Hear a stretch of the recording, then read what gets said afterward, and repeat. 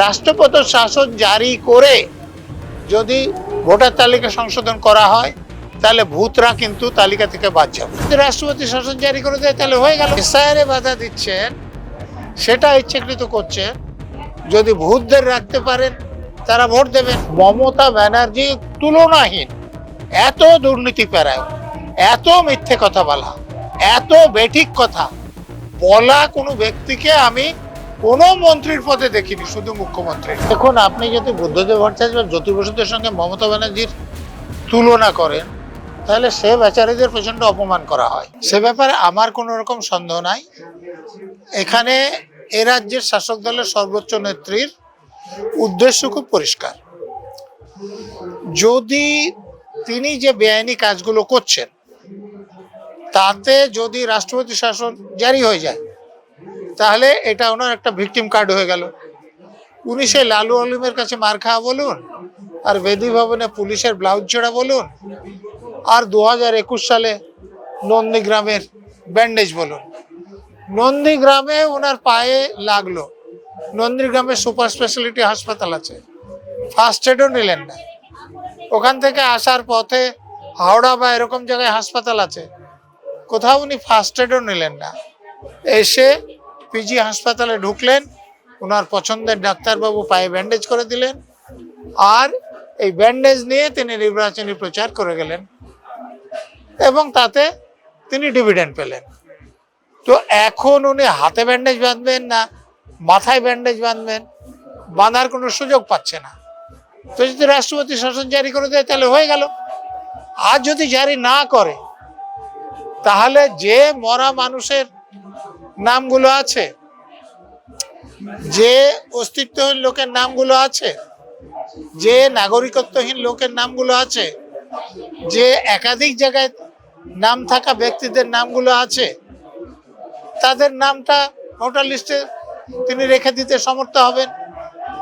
এবং ভোটের দিনে এই সরা গাছ থেকে নেমে, বেলগাছ থেকে নেমে, কবরস্থান থেকে উঠে, শ্মশান ঘাট থেকে উঠে সব ভূত পেতনিরা আমাদের গুন্ডা বদমাশদের উপর ভর করবেন, আর তারা গিয়ে ভোট দিয়ে দেবেন, তিনি জিতে যাবেন। অতএব যেদিকেই যাক তোনার লাভ আছে। একমাত্র লোকসান হয়ে গিয়েছে ওই ইডির রেডে বাধা দিতে গিয়ে। তিনি নিজে তো ফেঁসেছেন, নিজের chief secretary, DG, CP, DC, অন্যান্য পুলিশ অফিসারদের গিয়ে যে অপরাধটা করেছেন তাতে ডাকাতির ধারায় কেস হবে, প্রমাণ লোপাটের ধারায় কেস হবে, সরকারি কাজে লোকদের বাধা দেওয়ার ধারায় কেস হবে, সরকারি লোকদের ভীতি প্রদর্শনের ধারায় কেস হবে। এবং এটা প্রমাণ করতে খুব বেশি কষ্ট পেতে হবে না, কারণ তিনি নিজেই দেখিয়েছেন যে ফাইল আমি নিয়ে এসেছি, এই মোবাইল আমি নিয়ে এসেছি, এই হার্ড ডিস্ক আমি নিয়ে এসেছি। ওনার লোকেরা যে ফাইলপত্র এনে পার্টির গাড়িতে রাখছে সেগুলো বহুল প্রচারিত। এবং তিনি এমন একটা অপরাধ করেছেন যে সুপ্রিম কোর্ট তাকে ছেড়ে দিলে ধারণা খারাপ হবে, ছাড়তে পারবেন না, আর সুপ্রিম কোর্ট তদন্ত করলেই তার জেল এবং জরিমানা হবে। এই যে এসআইআর বাধা দিচ্ছেন সেটা ইচ্ছাকৃত করছেন। যদি ভূতদের রাখতে পারেন তারা ভোট দেবেন। আর যদি রাষ্ট্রপতির শাসন জারি হয়ে যায় তাহলে ভিকটিম কার্ডের জন্য ভোট পাবেন। কিন্তু ইডি রেডে যে এরকম ফেঁসে যাবেন এটা ওনার পরিকল্পনায় ছিল না। জো হুজুর, তারা মমতা ব্যানার্জি যেরকম কথা শুনতে চায় তাই বলেন। তো এই জো হুজুর অফিসারদের মেরুদণ্ড এতটা শক্ত নয় যে এটা বলুন যে ম্যাডাম আপনি যা করতে যাচ্ছেন এটা বেআইনি, এটাতে বিপদ আছে, এরকম বলার সাহস চিফ সেক্রেটারিরও নাই, ডিজিরও নাই, সিপিরও নাই। থাকলে তিনি এই বিপদে পড়তেন। রাষ্ট্রপতি শাসন হোক সেটা উনি চাইছেন। আমি তো বললাম উনি বরাবর ভিকটিম কার্ড খেলেন। যে 21 সালে ভিকটিম কার্ডের জন্য ওই নন্দীগ্রামে আমার পায়ে কেউ মেরেছে বলে এসে পিজিতে ব্যান্ডেজ করলেন, তারপরে সে ব্যান্ডেজ নিয়ে টেবিলের তলা থেকে পা নড়াতে টড়াতে যারা দেখেছে সেই সব মন্দ লোকের কথা। আসলে তার পায়ে চোট লেগেছিল, সারা ভোটের সময় ছিল, ভোট মিটে গিয়েছে, ওনার চোট ভালো হয়ে গেছে। তো সেই রকম একটা কোনো ব্যান্ডেজ যদি না হয় তাহলে রাষ্ট্রপতির শাসন, সেই ব্যাপারে তিনি একদম পুরোপুরি তৈরি আছে। কি হবে সেটা ভবিষ্যতে আপনারা দেখতে পাবেন, কিন্তু সুপ্রিম কোর্টের রায় অনুসারে কারো চাকরি 6 মাস না থাকলে তাকে ডিজি নিয়োগ করা যায় না, এবং যাদের নাম পাঠিয়েছে তাদের 3 জনের প্যানেল করবে ইউপিএসসি। এই 3 জনের প্যানেলের যাদের নাম আছে একমাত্র তাদের মধ্যে কাউকে ডিজি করা যাবে। এখন এটার একটা ইতিহাস আছে। এই যে রাজীব কুমার এখন ডিজি আছে, ইউপিএসসি প্যানেল করেনি। সুপ্রিম কোর্টের আদেশে বলা আছে যে অন্তত 3 মাস আগে নামগুলো পাঠাতে হবে। রাজ্য সরকার ইচ্ছে করে পাঠায়নি। ইউপিএসসি বলেছিল যে তোমরা ঠিক সময় যখন নাম পাঠানি, আমরা এতে প্যানেল করছি না, তোমরা সুপ্রিম কোর্টের কাছে নির্দেশ নাও কি করবে। এর বিরুদ্ধে একজন আইপিএস অফিসার বলেছিলেন যে রাজ্য সরকার দেরি করে নাম পাঠালো এবং ইউপিএসসিও প্যানেল করলো না, ফলে আমি বিবেচিত হতে পারলাম না, এটা অন্যায়। সেই পরিপ্রেক্ষিতে ক্যাট রায় দিয়েছে যে এইবার যে নিয়োগ হবে 23 তারিখের মধ্যে রাজ্য সরকারকে নাম পাঠাতে হবে, 28 তারিখ তাদের প্যানেল মিটিং করতে হবে, 29 তারিখ প্যানেল রাজ্য সরকারকে জানাতে হবে এবং সে প্যানেল থেকে রাজ্য সরকার নিয়োগ করবে। আসলে সেই ভদ্রলোক মামলা করেছেন, তার হয়তো এতে কোনো লাভ হবে না, কিন্তু রাজ্য সরকার বিপদে পড়ে গিয়েছে। নাম যে পাঠালেন তাদের মধ্যে থেকে যে 3 জনের নাম প্যানেলে থাকবে তাদের বাইরে ডিজিপি করতে পারবেন না। এই যে রাজীব কুমারকে করেছেন, ইউপিএসসি তো প্যানেলে তার নাম ছিল না, অ্যাক্টিং করে দিয়েছেন। সুপ্রিম কোর্টের জাজমেন্টে বলা আছে অ্যাক্টিং বলে কোনো কথা নাই, অ্যাক্টিং ডিজি কেউ হবে না, কাউকে করা যাবে না। ব্যাপার 355 ধারায় আছে, রাজ্যের প্রশাসন যদি সংবিধান অনুসারে না চলে তাহলে রাষ্ট্রপতি শাসন জারি করা যেতে পারে 356 অনুসারে। 365 ধারায় আছে, যদি কেন্দ্রীয় সরকার নির্দেশ দিল, রাজ্য সরকার যদি না মানে তাহলে রাষ্ট্রপতি শাসন জারি করা যেতে পারে। তো তাহলে এই রাজ্যের শাসক দলের সর্বোচ্চ নেতৃত্ব চাইছে যে রাষ্ট্রপতি শাসন জারি করো। ওই যে হিন্দিতে একটা কথা আছে না, আবয়েল মুঝে মার, তো উনি তো চাইছেন যে রাষ্ট্রপতি শাসন করাও, তাহলে ভিকটিম কার্ড খেলে তিনি ভোটে জিতে যাবেন, আবার ক্ষমতায় আসবেন। এখন আপনি যদি বুদ্ধদেব ভট্টাচার্য বা জ্যোতি বসুদের সঙ্গে মমতা ব্যানার্জির তুলনা করেন তাহলে সে বেচারীদের প্রচন্ড অপমান করা হয়।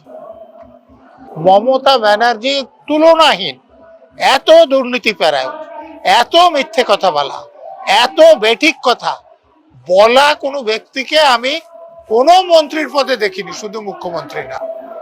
অতএব এই মমতা ব্যানার্জিকে দয়া করে বুদ্ধদেব ভট্টাচার্য, জ্যোতি বসু এদের সঙ্গে তুলনা করবেন না। দেখুন, রাষ্ট্রপতি শাসন কেন জারি করতে হয়? 355 ধারায় আছে যে বাইরের যদি আক্রমণ হয়, আভ্যন্তরীণ যদি গোলযোগ দেখা যায়, আর রাজ্যের শাসন যদি সংবিধান অনুসারে না চলে তাহলে রাষ্ট্রপতি শাসন জারি করা যায়। তো রাষ্ট্রপতি শাসন জারি করলে কেন্দ্রে যারা শাসন ক্ষমতায় আছেন তারা চাইবেন কিনা আমি জানি না, কারণ এখানে যেমন ওই যে ভোটার তালিকা সংশোধনের কাজ এখানকার শাসক দল করতে দিচ্ছে না। রাষ্ট্রপতি শাসন জারি করে যদি ভোটার তালিকা সংশোধন করা হয় তাহলে ভূতরা কিন্তু তালিকা থেকে বাদ যাবে, এবং নিরপেক্ষ লোকদের হাতে যদি presiding officer, polling officer, returning officer এবং পুলিশ অফিসারদের দায়িত্ব দেওয়া যায়। এই যে কেন্দ্র বাহিনী আসে, কেন্দ্র বাহিনীকে এখানকার লোকদের হাতে দিলে এরা তো খাওয়িয়ে পান করিয়ে এইসব যে রিগিং এর দর্শক করে রাখে, সেখানে এমন লোকদের হাতে কেন্দ্র বাহিনীর ভাত দিতে হবে যে যারা রিগিং করতে আসবে তাদের টাইট করবে, আর যারা সত্যিকারের ভোটার তারা ভোট দিতে পারবে। যদি এরকম ভাবে ভোট হয়, যে শাসক দল রাজ্যে ক্ষমতা আছে তারা আর থাকবে না। 11 সালে তো করা হয়েছিল, তো এখন 26 সালে করা হবে কিনা সেটা কেন্দ্রের শাসক দল, নির্বাচন কমিশন ঠিক করবে। নির্বাচন কমিশন যদি বলে যে এখানে কেন্দ্র বাহিনী থাকবে, গুন্ডা বদমাশরা রিগিং করবে, যারা বিরোধীদের ভোট দিতে যে তাদের বাড়ি থেকে বের হতে দেবে না, যারা কোনো রকমে বেরিয়ে এসে লাইনে দাঁড়াবে তাদের উপর বোমা ফেলবে, গুলি করবে, তারপরেও যদি কেউ বুথে ঢোকে, বুথের ভিতরে থাকা সশস্ত্র গুন্ডা বদমাশরা হাতে কালি লাগানোর পরে তার ভোটটা দিয়ে দেবে, তাহলে যারা ক্ষমতায় আছেন তাদের সরানোর কোনো সম্ভাবনা নাই। হ্যান্ডিক্যাপ কার্ড খেলার জন্য চেষ্টা করছে, সেটা একটা কিছু হলেই হাতে ব্যান্ডেজ কি মাথায় ব্যান্ডেজ, আর রাষ্ট্রপতি শাসন হলে তো কথাই নাই। কতজন মানুষ চিন্তা ভাবনা করেন এ নিয়ে। এই যে নন্দীগ্রামে তিনি অভিযোগ করলেন যে তার পায়ে কেউ আঘাত করেছে, তো আঘাতটা এত বেশি যে নন্দীগ্রামের সুপার ফেসিলিটি হসপিটালেও তিনি ফার্স্ট এড নিতে গেলেন না। নন্দীগ্রাম থেকে রাস্তায় যে হাওড়ার মতো যেসব জায়গায় হাসপাতাল আছে সেখানেও ফার্স্ট এড নিলেন না। পিজি হাসপাতালে নির্দিষ্ট ডাক্তারকে দেখাতে হলো, যিনি পায়ে ব্যান্ডেজ করে দিলেন। তো রাজ্যের মানুষ বুঝেছে? রাজ্যের মানুষ বুঝেছে কি? বুঝলে তাকে ভোট দিতেন না কেউ। কিন্তু ভবানীপুরে চিফ সেক্রেটারি লিখলেন যে ভবানীপুরে যদি অবিলম্বে ভোট না করা হয় তাহলে সাংবিধানিক সংকট দেখা দেবে। মমতা ব্যানার্জিকে এই রাজ্যের মুখ্যমন্ত্রী থাকবে, চিফ সেক্রেটারিকে জিজ্ঞেস করেছেন আপনারা যে সংবিধানের কত ধারায় এটা লেখা আছে? আর মমতা ব্যানার্জি ভবানীপুর থেকে ভোটে দাঁড়াবেন, চিফ সেক্রেটারিকে তিনি কি কানে কানে বলেছিলেন না স্বপ্নে আবির্ভূত হয়ে বলেছিলেন? যতক্ষণ না নমিনেশন পেপার ফাইল করছেন, চিফ সেক্রেটারি কি করে জানলেন যে ভবানীপুর থেকে ভোটে দাঁড়াবেন?